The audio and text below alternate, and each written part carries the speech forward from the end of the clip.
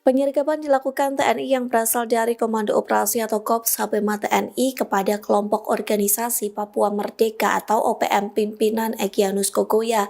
Dalam penyergapan itu terjadi adu tembak selama 10 menit di sekitar desa Aleleng, Distrik Tangma, Kabupaten Yaukimo pada Senin 16 Juni.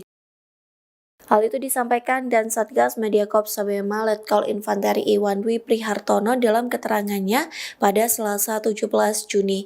TNI berhasil menembak tewas 2 anggota OPM setelah melakukan perlawanan saat ditangkap.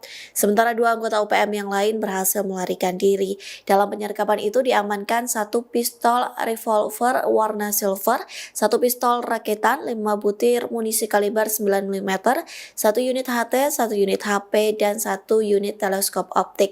Beruntungnya tidak ada prajurit TNI maupun masyarakat yang menjadi korban dalam peristiwa ini. Hal itu disampaikan oleh Panglima Korps Habema Maijen TNI Luki Avianto. Ia mengatakan sempat terjadi kontak tembak dalam 10 menit antara TNI dan OPM. Luki menambahkan TNI melakukan tindak tegas dan terukur terhadap kelompok separatis untuk mengembalikan kondusivitas di tengah masyarakat Papua. Oleh sebab itu, Korps Habema melanjutkan terus memburu OPM mulai dari pelosok sampai pedalaman hutan Papua.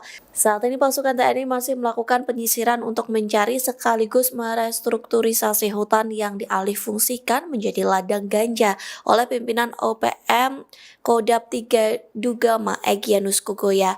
Luki mengaku khawatir ladang ganja milik Egyanus Kogoya bisa merusak generasi muda Papua dan mencoreng nama baik Indonesia. Download Tribun X sekarang, menghadirkan lokal menjadi Indonesia.